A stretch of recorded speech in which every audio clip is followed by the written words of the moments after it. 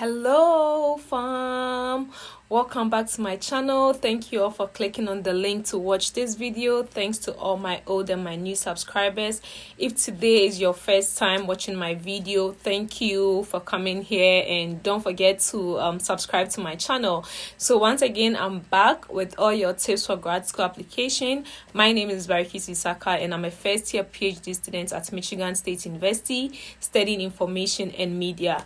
So today I just want to share tips on how to successfully gain admission and full funding for master's program regardless of your GPA. So that's if you have a second class upper, a second class lower, or a third class, especially for people who have second class lower and third class. That's from 2.0, 2.5 and below. Now, I just want to issue a disclaimer before I start sharing my tips. If you are still in school and still studying, if you've not yet graduated, please study hard. This video is not for you.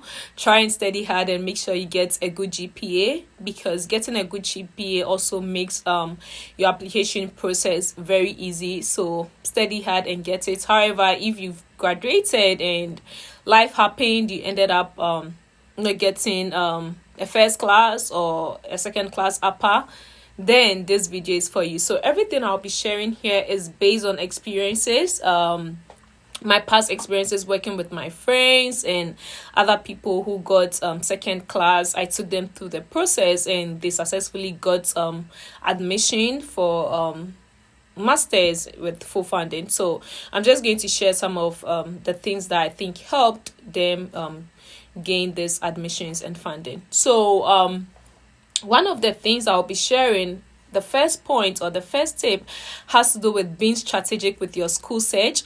So it's really important for you to be strategic with your school search. Now, what do I mean when I say you should be strategic with your school search? So most of the times when we are applying for schools, we want to apply to like schools that are well known, or let me just say well-known schools like Harvard, Cambridge, like big schools, top schools. Like those are the kind of schools I want to apply for. But if you have a low GPA, it's not advisable to look out for top schools. Sometimes also we want to apply to schools that are in big cities because we want to be in big cities. So you might be looking at schools in like New York universities, University of Chicago, and schools in other big cities. Don't do that. Look out for schools that are in remote areas or rural areas within the US. Now, when you're applying for your master's, the most important thing for you should be, how do I get in? Like, how do I get into the system? How do I get to have an education in the US? So that should be your focus, and not about which school that you would be gaining your master's from, or which school do you have to attend for your master's.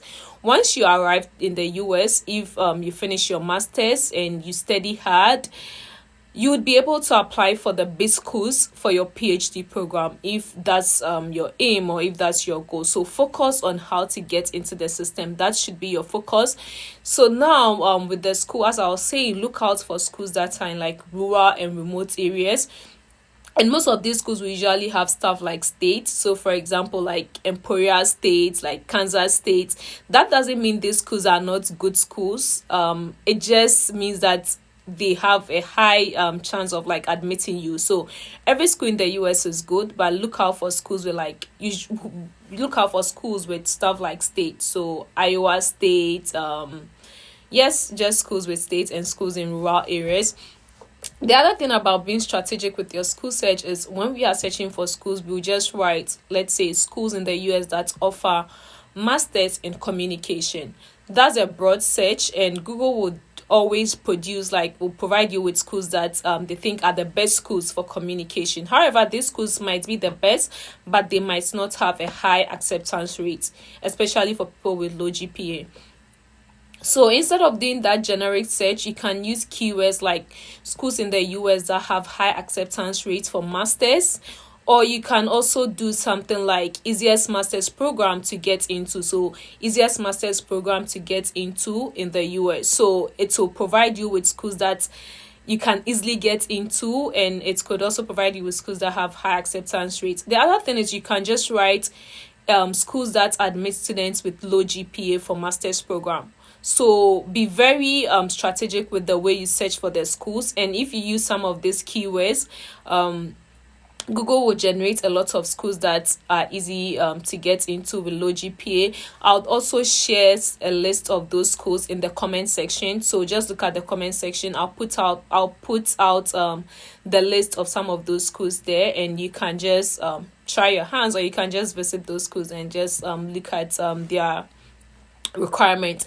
The other thing is to reach out to other students in the US for recommendations. So it's important for you to reach out to other students from your country, especially if you're international students. Yes, so if you're international student from Ghana, from Nigeria, reach out to other students who are schooling in Ghana and who are schooling in the US from either Ghana or Nigeria. Why am I saying that? That's because sometimes these people, like, they went through the process, and also sometimes the person might have also had a low GPA, and they also know schools that would easily admit students with a low GPA, or schools that easily admit international students. So there are some schools that like to give international students admission and funding. So sometimes people have suggestions for some of these schools. The other reason is for US schools, especially from my experience, if there's a student from a country, let's say Ghana, I'm going to use myself as an example. So as I'm schooling here at Michigan State in my department, if I'm performing very well academically, it will give another student from Ghana a high chance of getting admission. So since they are looking at the entire package, if another student from Ghana should apply, and the person should probably maybe the person has a low GPA, just because I'm performing well academically here, they might consider the person, or they might look at other application packages that the individual submitted. So always reach out to other students for list of schools that they think you might easily get into. So that's what you should do about being strategic with the school search. The other point is be strategic with the course or program that you want to apply for. So with the course or program, why am I saying this? This is because there are some courses and programs that are really hard to get funding for. Like, especially an example is the business courses. So already you did your undergrad in business. This is a course that is really hard for you to get funding for masters outside your country or in Western countries, so in US for instance. And you also had a low GPA. Don't apply for a course that is really hard for you to get funding. What I would advise is look for alternative courses. So being strategic with your course search or the program you apply for, usually I advise people to look for alternative courses. And with alternative courses, I mean looking for courses that offer funding easily. So I did information studies for my undergrad. However, when I was applying or when I was looking for schools, I realized most schools in the US do not offer funding for information studies. So what did I do? I decided to look for other courses that are closely related to information studies that I could try. So I decided to apply for communications, because I realized that most schools offer funding for communications or journalism. Now I only took like a public relations course, which was the only thing that I did in my undergrad related to communication, but I still leveraged on that to get into a communication program. So let's say you did business, you got lower. You can look into courses like econs, agric-econs, because there are several schools in the US that offer funding for econs and agric-econs. And you might get schools offering funding for econs or agric-econs, and they might not be looking out for a high GPA or a low GPA. They might consider you with your low GPA. So always look out for alternative courses that are somehow related to your previous course but offers funding as compared to whichever course that you did or whichever course that you intended applying for, so that you can try those courses rather. Now, the other thing has to do with looking at the specific GPA requirements. So I know some schools would write you should have a GPA of 3.4, a cumulative GPA of 3.0, a cumulative GPA of 4.0. So there's something I realized when I was helping a friend apply for school. I realized that some schools would not state like getting, they'll write a cumulative, they might write a cumulative of a cumulative GPA of 3.0, or sometimes you write at least 3.0 or 4.0 for final 60 semester hours. So for final 60 semester hours. And what I noticed is this final 60 semester hours usually is like what you got for your third year and fourth year. So like your first and second year is not part, is the final 60 hours is your third and fourth year. And there's a way to calculate for this, and you can look it up how to calculate for your GPA for just the final 60 hours of the semester. You would see it, there's a way to calculate for this. And what I realized is like with my friends transcripts, when we calculate for the last 60 hours, she actually got like a 3.0 for that. So always look out for like stuff like the last 60 hours, and if you know how to calculate for it, after checking online you will figure out how to calculate for it.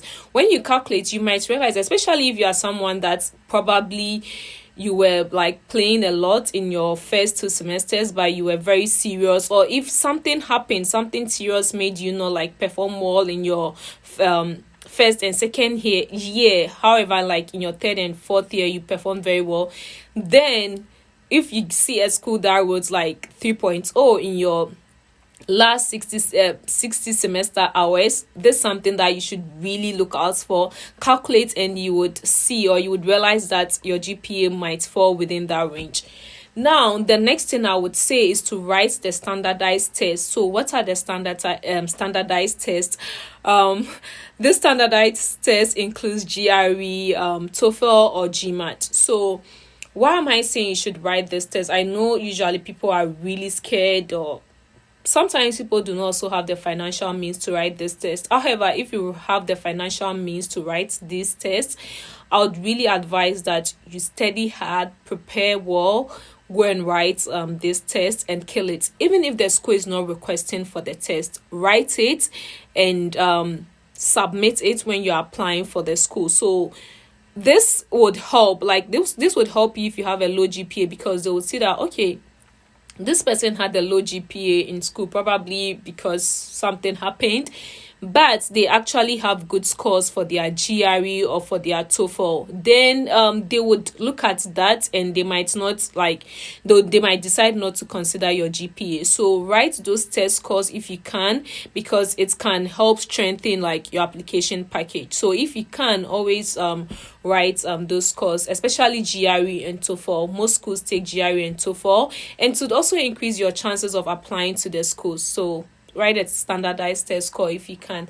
Now the other has to do with volunteering or having work experience. So if you graduated, you got a job, then good for you, you have something to put in your CV for your work experience part. However, if you did not get a job, it's still good for you to get some NGO or like other voluntary work to do. So just volunteer with an NGO or other stuff, that even if it's free, just volunteer and take up roles. Don't just volunteer as a member, try to take up roles. And when you take up roles, one tip I would share with you is take up roles that are closely related to whatever program you want to apply for. So let's say you want to apply for communications program. I like using communications a lot because I'm a communications student. So let's say you want to apply for communications program. If you join an NGO as a volunteer, take up a role as a PRO. So in communications, we have PR, and it's a specialization, or it's a specific field within communication. Now, if you take up a role as a PRO, if you're applying for your communications program in the US or any other country, you'd be able to put this PR position that you took in your SOP and your CV. So all I'm saying is sometimes schools would also consider your previous experiences. So be it voluntary work, be it full employment, they'll look at experiences you have that kind of make you fit for the program. So take up roles and volunteer and do other activities that would be a plus for your CV as well as your SOP. Now, the other tip is for you to email graduate coordinators. These graduate coordinators, they are very responsive, and they would respond to whatever email that you send out to them. Now, when you are emailing graduate coordinators, I'll advise that you should be honest with them. Let them know that you got a low GPA or your GPA is low. However, you are interested in their program. Ask them what can you do to increase your chances of getting admission and funding with the low GPA. These people would respond to you. They'll provide you with all the tips. They'll let you know what you have to do.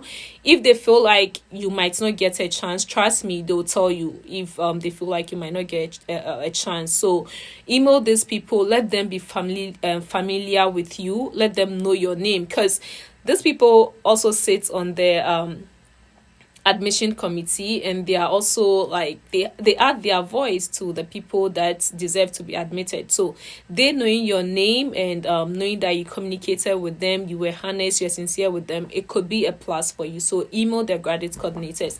Now, the last thing I would say is email professors.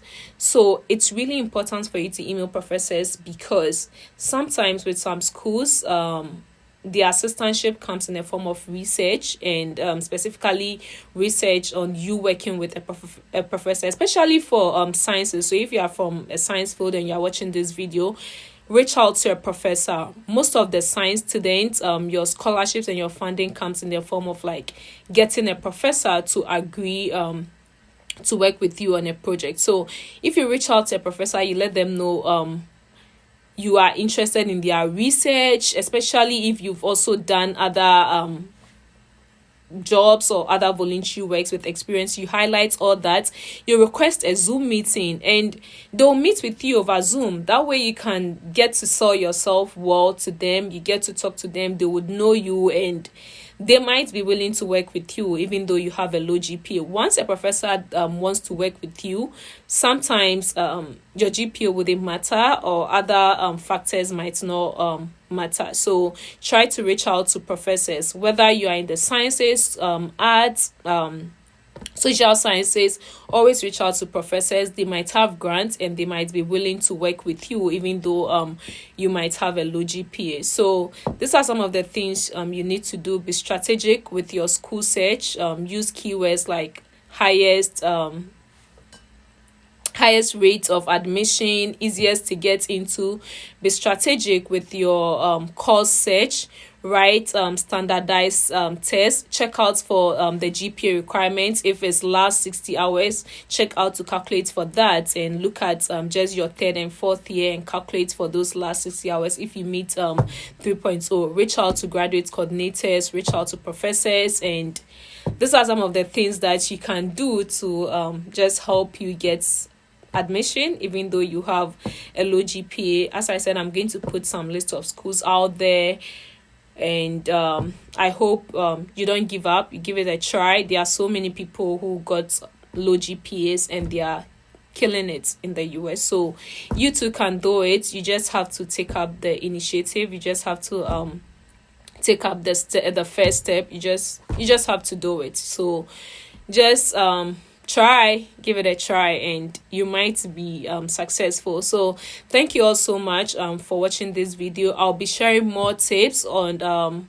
how to write your SOP, how to put your CV together. I'll be sharing tips on like various schools that you can try. I'll be sharing list of schools. So please make sure you subscribe to my channel so that when I upload a new video, you would receive the alert, and you'd be able to get all the necessary information that you need to get admission and funding for grad school. So thank you all so much. If this video was beneficial to you, share. You can just click on the share button, share on your WhatsApp, share on Facebook. Who knows, a friend might benefit from it. So thank you all, and I'll see you all next time. Bye. I'll see you all again.